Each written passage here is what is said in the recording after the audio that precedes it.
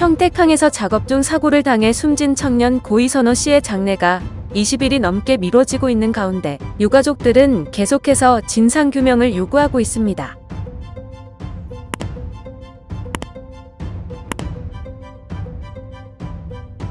지난달 22일 고이선호 씨는 평택항에서 개방형 컨테이너 내부를 정리하던 중 300kg 상당의 컨테이너 날개가 접히면서 그 아래에 깔려 숨졌습니다.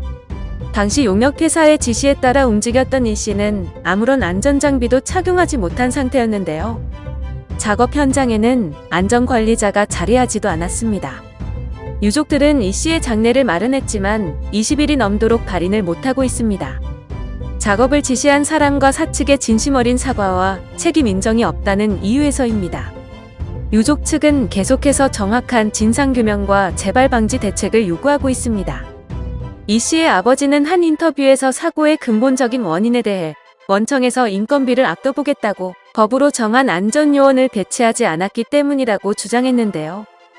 평택항 신컨테이너 부두는 항만하역 전문업체 동방에 위탁을 두었고 이 업체는 다시 일용직 인력회사에 위탁을 해 인력을 모집하는 전형적인 재하청 구조였습니다.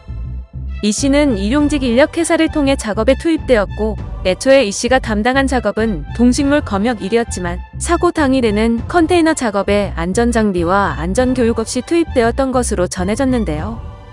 산업안전보건법상 일정 규모 이상의 컨테이너 작업을 할 때는 안전관리자와 수신호 담당자 등이 자리해야 하는데 이는 지켜지지 않았습니다.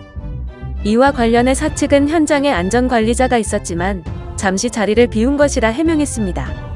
하지만 이 씨의 아버지는 저도 이 부두에 8년째 다니고 있습니다만 안전무라는 건 해수부에서 관리감독 나올 때는 꼭 쓰고 다니라는 지시가 내려옵니다.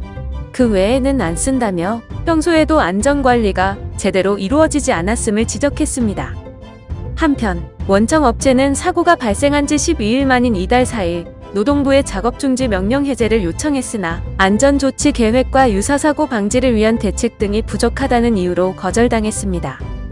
유가족들의 사과나 뚜렷한 대책 없이 작업을 재개하려 했던 것인데요. 이후 해당 사건이 사회적으로 주목받기 시작하자 사고로부터 20일이 지난 12일 원청 업체가 공식 사과했습니다. 뒤늦은 사과에 대중들의 반응은 싸늘했습니다. 또한 사고 나흘 뒤 노동부에서 원청업체 동방에 대해 실시한 정기감독 결과가 13일 전해졌는데요. 결과에 따르면 원청업체 관리감독자의 업무 수행이 미흡했고 산재 예방 조치 또한 실시되지 않았으며 낙하물로부터 작업자를 보호하는 안전통로 미설치, 크레인 관리 미흡 뿐만 아니라 안전모 등의 보호구도 지급하지 않은 것으로 드러났습니다.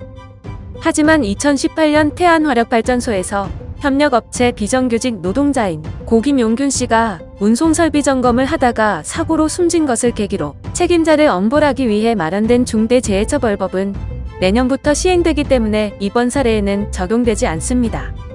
영상을 시청해주셔서 감사합니다. 여러분의 좋아요, 구독은 큰 힘이 됩니다. 지금까지 뉴스킹이었습니다.